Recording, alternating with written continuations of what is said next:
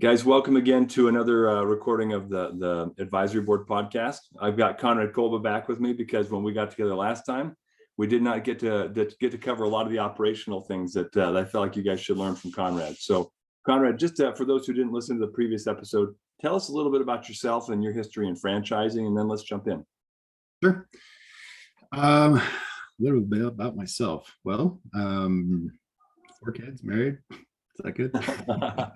Yeah, that's great too. Yeah, tell us about. You founded 5-Star Painting. We're a co-founder of 5-Star Franchising, right? Tell us a little bit about your back history with franchising specifically, and in operations. Like, how did you develop this wizardry that you've been able to apply now with Painter One? Yes. So we started 5-Star Painting back in '97, and started franchising it. I think it was around 2003 or 2004 or something like that. 2004, 2005, something like that. And with that, we started 5-Star Franchising, which had several different brands underneath it. Franchise Foundry is another company that we started, and it also had several different brands. So, but I'm primarily in the operation side of things. I don't do franchise sales. I like to see things on a conceptualized basis and then flow it all out and process everything out. And I seem to have a brain to do that for some reason. I'm not sure why I was blessed with that, but I have a good brain to be able to conceptualize beginning to ends and process move. Yeah, I've always assumed this because you got hit in the head hard with a puck or a hockey stick and just like jarred that part of your brain loose. That's what I always tell myself. Many times. Yeah. So guys, let's jump in. So Conrad is kind of a wizard when it comes to franchise operations. He just really knows the space and what works and what doesn't. So Conrad, first I want to ask you about just in like operational issues, like what you have kind of a philosophy of letting franchisees make mistakes. A lot of franchise systems are like, clap it down, don't let anybody make it. They try to lock things up so much. Tell us a little bit about this idea, this philosophy of allowing franchisees to make mistakes. How do you implement something like that? Well, it's not that we encourage them to make mistakes, but it's what we do is our first 3 months is that we don't charge any royalties for the first month. No royalties, no ad fund, and nothing like that. And we tell them that is your time to make mistakes. Make as many mistakes as you possibly can. Do as much as you possibly can in those first 3 months. Make mistakes early, so you're making them in 2 years down the road. Make them now and learn from them quickly, because when you're young, when you're brand new in the system, that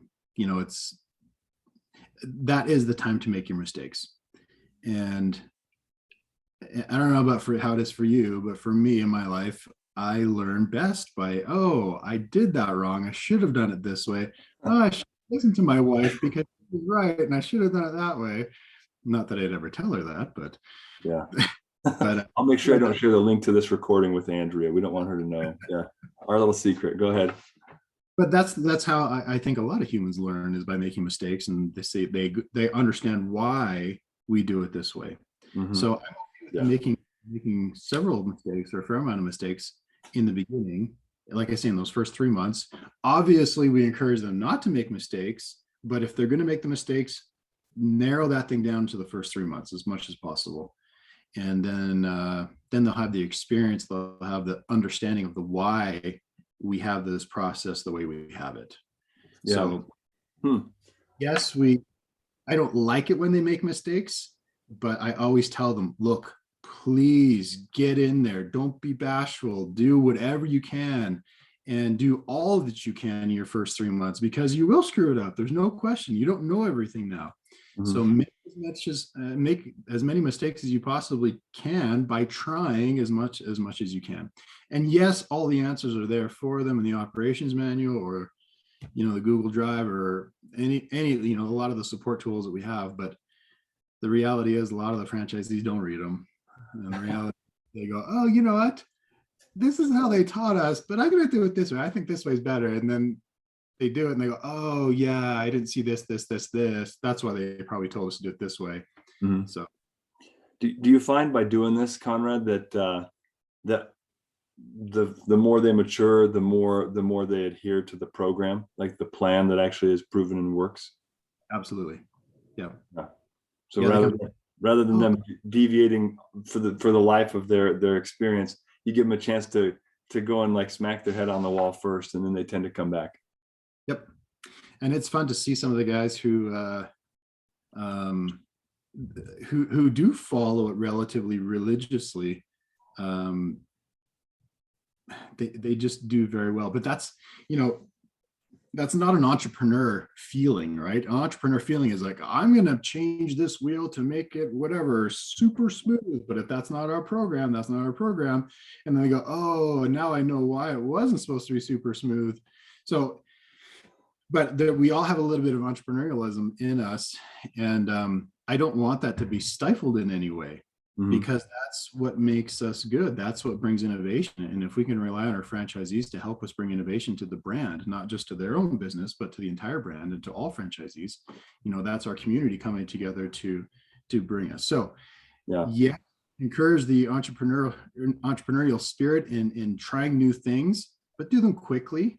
And once you do them quickly, then do them strategically, so you're not going to screw something up. Yeah, I don't know if have you ever heard of the book Fail Fast? I have, yeah. Yeah, is that Malcolm Gladwell who wrote that one?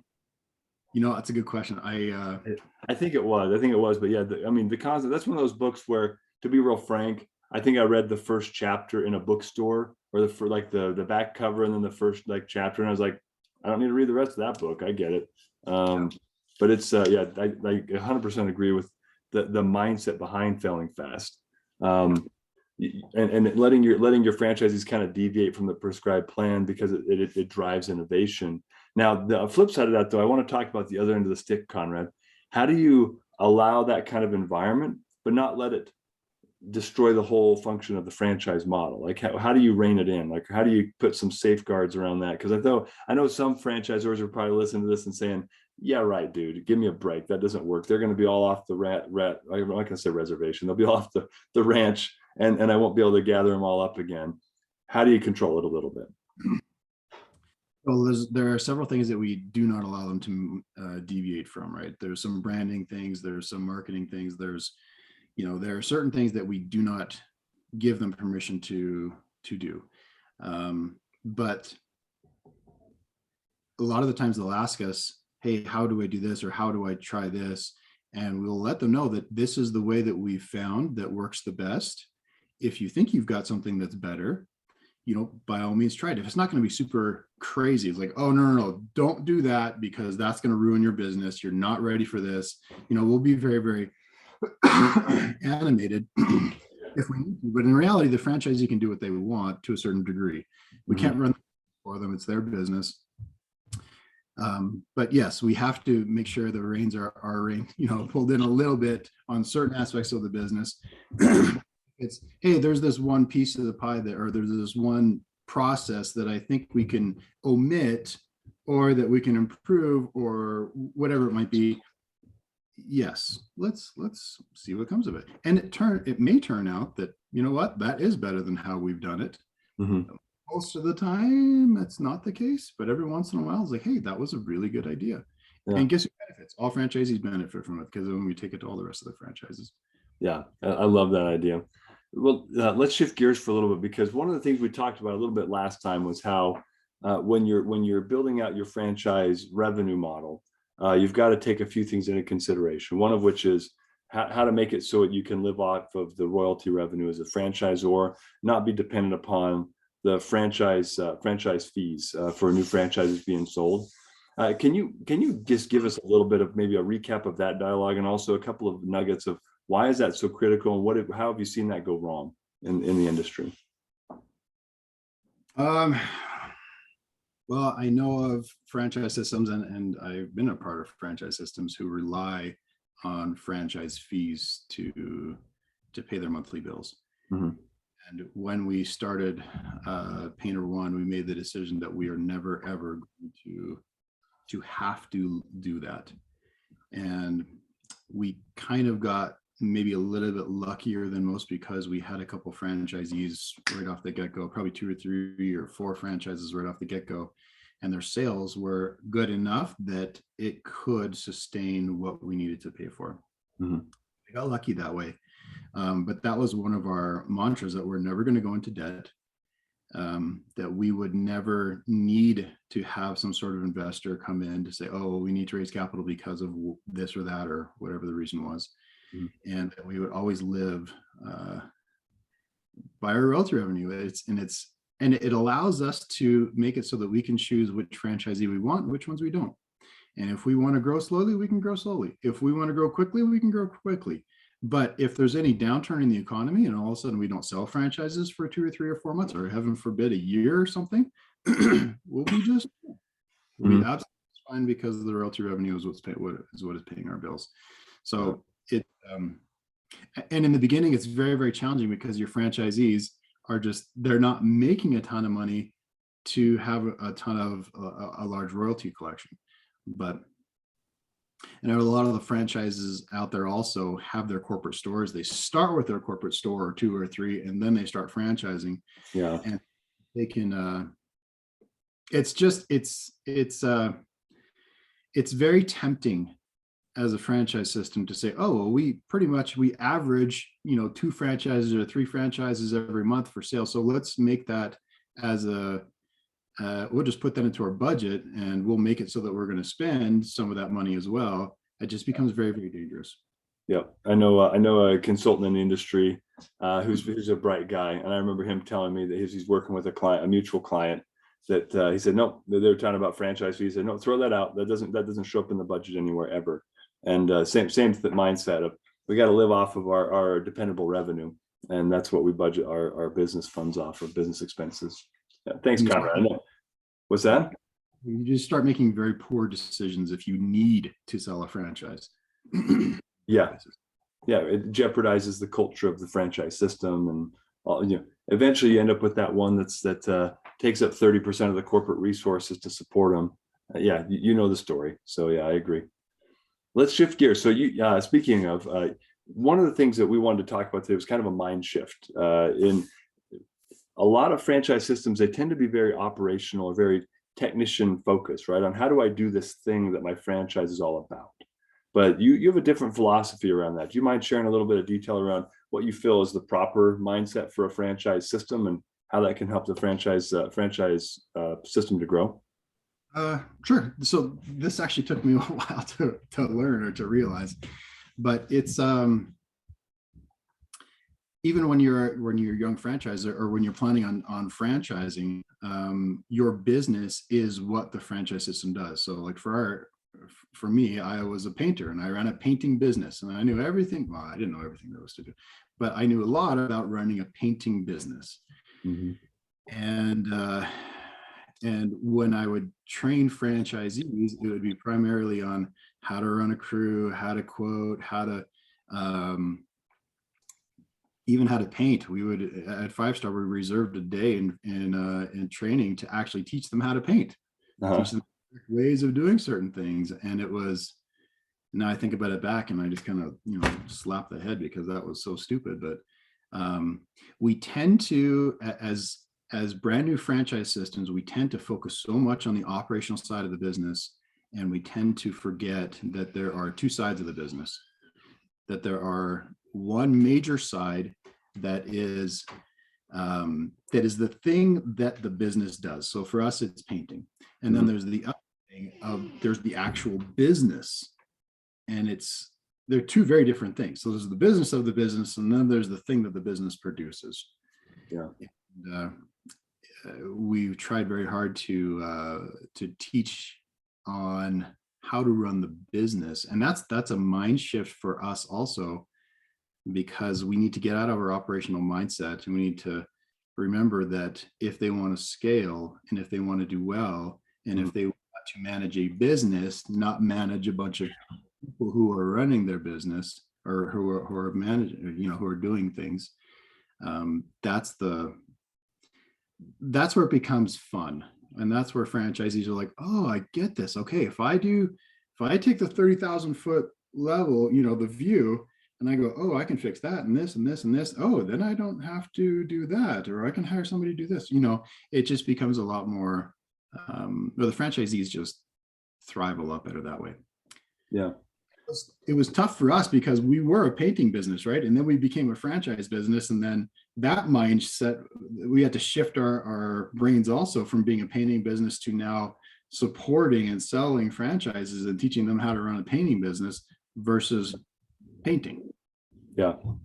So Yeah. And when I see it all the time, though, the franchises that I see that really thrive, right, where their average revenue is higher than the average inside their industry that they work in, they're almost always focused on this, and they might not even do it conscientiously, but they're focusing more on coaching the franchisees how to be effective business owners, how to really monitor their P&L, how to spot expense creep, how to recruit the right service partners to deliver on the services they sell, how to train properly, and then elevate their role from being in the business to on the business. That's what I see.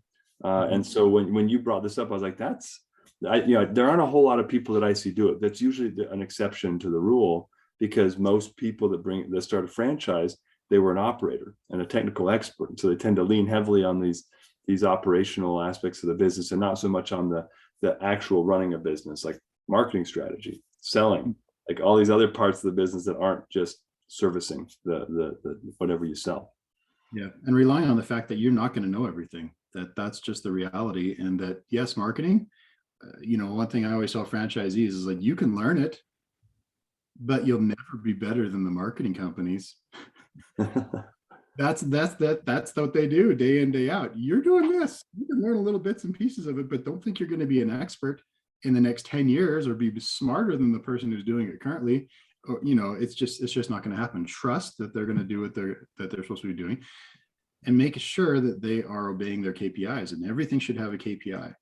And as long as they are living up to those key performance indicators, you can trust that that position or that task is being done correctly.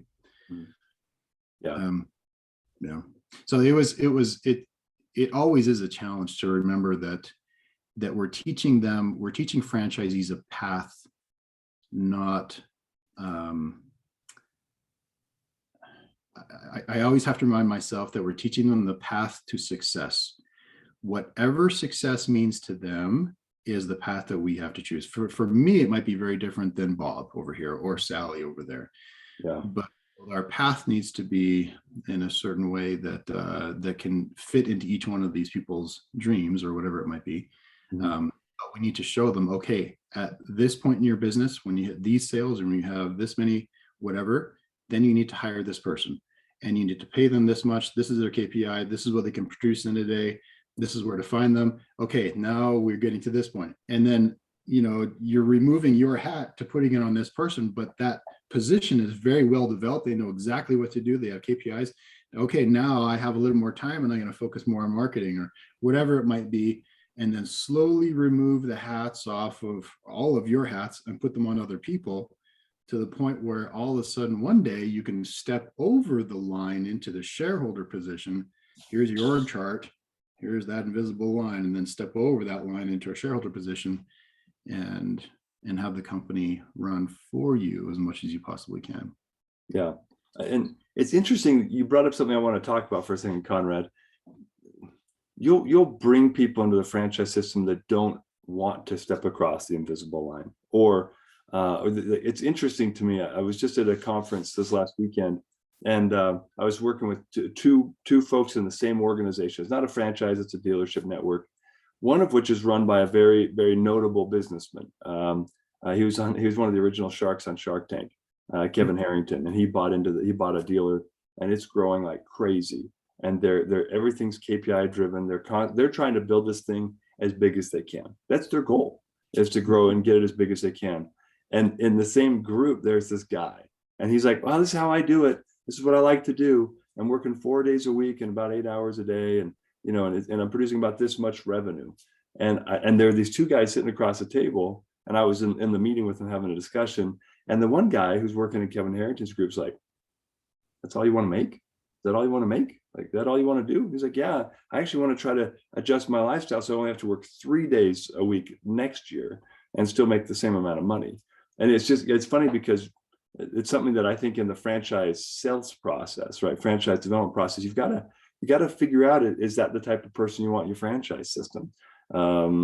And if so, plan on having lower royalty revenues because they'll never grow beyond maybe 500K a year, where that territory could easily produce 1.5 or 2. But I found it interesting, if you don't understand the person's needs or their wants, then even if you try to teach them how to move up beyond and become absentee, they don't necessarily want it. Is that person wrong in your franchise system? I would say absolutely not. No. I would say you need both of those kind of drivers. And if you do it the way that there are no specific territories, then there's no problem with having both types of people in there. You have very much of a nurturing style person over here who's going to do not very much sales, but loves what they do, and they make a decent income, but they're not killing it. And they have all but one hat on their heads, or all but two hats on their heads. And then you have the others who are like, no, I'm going to build this as much as I possibly can. This is going to be a $10 million business in 5 years. And this is how we're going to do it. And they're all structured the way that they want to do it. And I'm going to hire this person, that person, and they have it all built out. Is one better than the other? Absolutely not. You're going to make more money off of this one person, but I don't know. Selling franchises it's I hate to say it's not about money, because it is to a certain degree about money, but it's about helping people realize their goals and realize what they want to do with their lives and make people are happy. If I try and put this nurturing person who loves what they do into this, they're not going to be happy. So that path has to be adjusted for this person to make them happy, to show them how it could be over here, and encourage. And if this is what you want to do, that's great. Hey, I would encourage you to hire this person. Imagine if you had an extra, I don't know, hour and a half a day or 2 hours a day to be able to do something different. And I have a franchisee like that. She's fantastic. And she grew 60% this past year. And she had always done everything. She is the business. And she's slowly letting go a little bit of reins here, a little bit of reins there. And she's finally understanding, I can spend less time on my business, even though she loves, like she is that nurturing person. She is,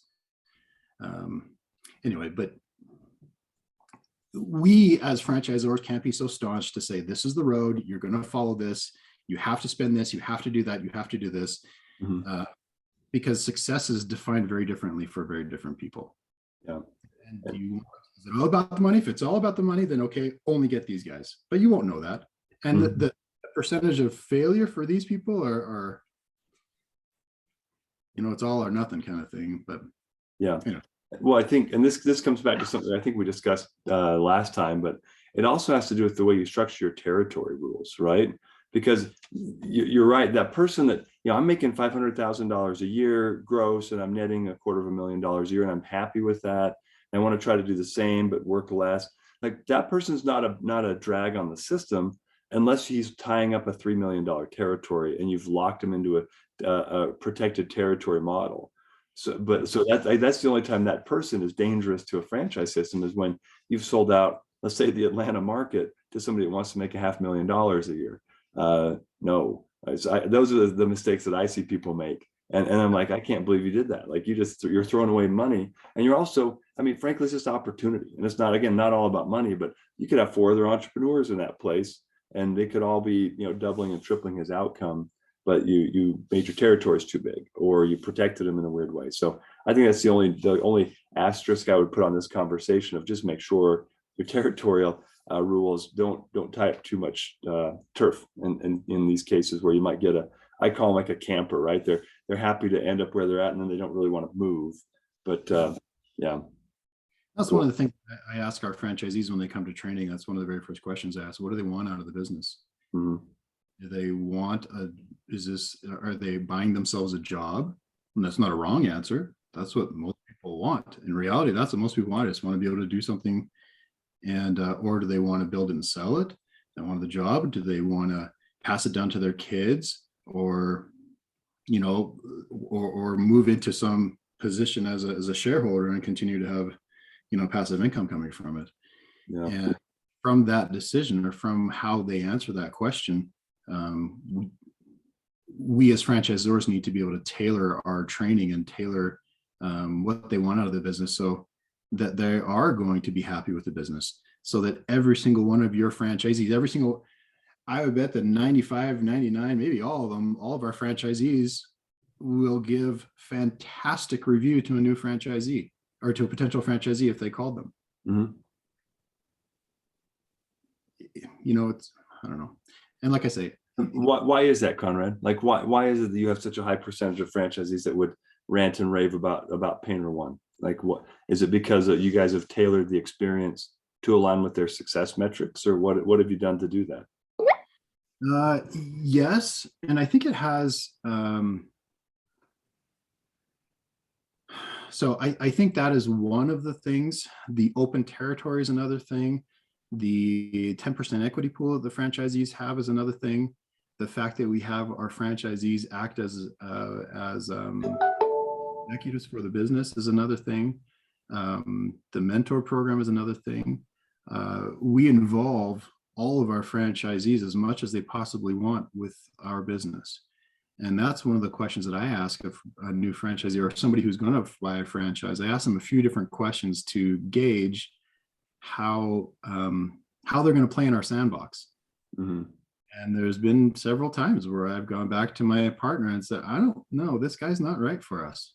Mm-hmm. It sucks because it's 50 grand, Mm-hmm. but at the same time, I don't want to play in a sandbox where I don't like people. I want to make sure that they're going to fit within our family and fit within our culture. Yeah. Well, but all of those things, we don't have an us and them mentality. Mm-hmm. Yeah. Like our rebates. This is one of the things that we maybe could have talked about before with the mind shift and revenue and stuff like that, is that all of our rebates, and I know this is something that lots of franchisors, they'll say, oh, we're going to get a rebate from here, and maybe we're going to keep all of it. Maybe we're going to keep half of it and pass the rest of it down to our franchisees. We are completely transparent, and we don't keep one penny of any kind of rebate that we get. It all flows right down to the franchisee. So our motto is kind of franchisee first, empower the owner, make sure that they feel that they have control over their business, and we're here to support as much as we possibly can, but this is yours, and we're here to help you.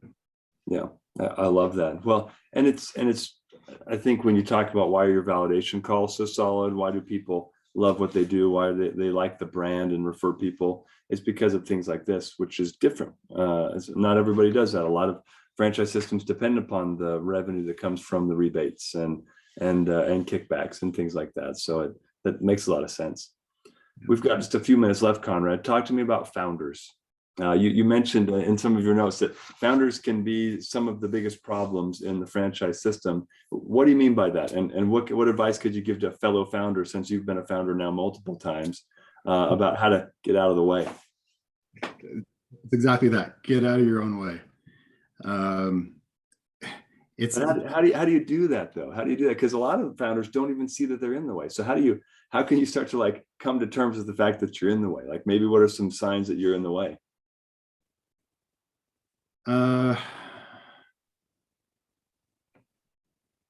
That's actually a good question. It's probably the fact that you're needing to be in every conversation that is there.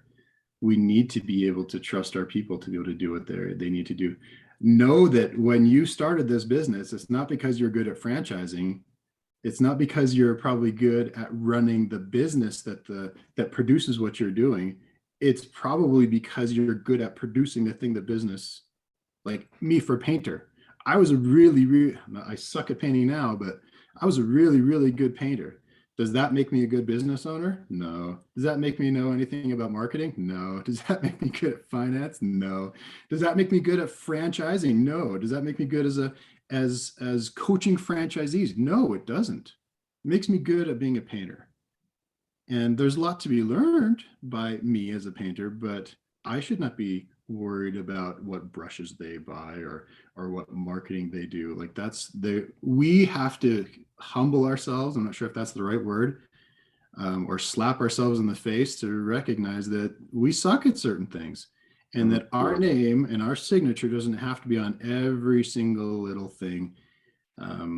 Obviously we hire people because they are good at what they do, and we have to trust what they're going to do is going to be good for the company. We have to trust our people. That's the reality. Yeah. And the same thing also is that our model, I have to come to grips that other people will look at my model and say, oh, that's good, but this can be fixed, and that can be fixed, and that can be fixed, and that can be fixed. And if I say, no, screw you, we're not touching my model, that's only going to hurt me and hurt my franchisees. So I have to recognize that it can be ameliorated. It can be made better over and over and over again. It could be your franchisees, it could be the employees, but have the humility to step back where you shouldn't be, I guess. Yeah. And be willing to change, be willing to take feedback, be willing to, I love what you said before about letting other people do their job. And often, I mean, personally, it's not always the easiest thing for me either. So I understand the pull there to want to have your hand in everything, especially when you're young and growing. But as you grow, you have now staff you can trust. Don't hire people you can't trust. And then you can just let them loose and let the business grow. And make sure that the KPIs are there. And if you're good at stepping back, okay, I'm good at running the painting business now, not just being a painter. Oh, now I'm good at running a franchise business. And that there are certain KPIs that as long as those KPIs are followed, then your employees are smart people, your franchisees are smart people. They're going to figure out ways to do things better, more efficiently. Recognize that, empower them to do so. Yeah, I love it. That's a great way to wrap this up, Conrad. Thanks so much for sharing some of your insights, some unique perspectives, and definitely appreciate the insights into shifting the mindset a little bit in the franchise business, empowering your franchisees, several of the other things we discussed. Thanks a lot, Conrad. Thanks for having me. Appreciate it.